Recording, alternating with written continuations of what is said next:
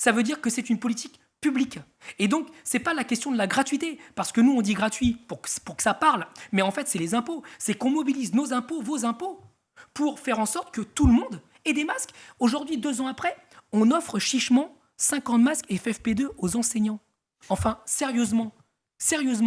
Donc, et je vous dis ça pourquoi ? Parce que quand nous, on mettait ça sur la table, dans le cadre du dialogue social... Vous n'étiez pas écouté ?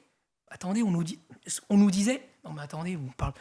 Moi, je me rappelle, on parle de 10 centimes, de 5 centimes. Vous êtes quand même un peu radin, quand même. Ouais, c'est ça, un peu chiche, quoi. Ben ouais, vous pourriez quand même mettre de votre poche. Vous chipotez. Donc, évidemment, quand vous avez les moyens, moi, je fais le choix, parce que j'ai les moyens, on va dire ça comme ça, de mettre 500 balles pour mes gamins. Mais attendez, quand vous êtes au RSA, vous faites comment ? Donc, il existe des dispositifs. Mais ça veut dire que ces parents-là, qui sont des parents pauvres, et souvent, c'est des femmes monoparentales. Moi, j'ai eu beaucoup de femmes seules avec enfants pendant la période de pandémie, c'était au secours.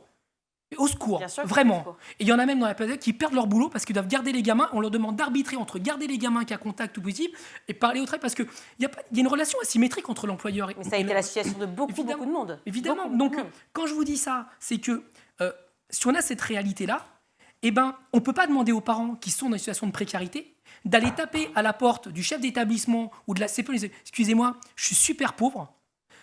Filez-moi de l'argent pour acheter des masques. » Parce qu'il y a un truc qui s'appelle la dignité. Bien sûr. Et quand on explique que les masques, ça coûte rien, eh ben les parents, ils vont pas les taper à la porte en disant « S'il vous plaît, j'ai pas assez d'argent pour acheter des masques. » Donc, qu'est-ce qu'ils font ? Ils achètent des masques au marché dont on garantit ni la qualité, ni la quantité et ni l'efficacité.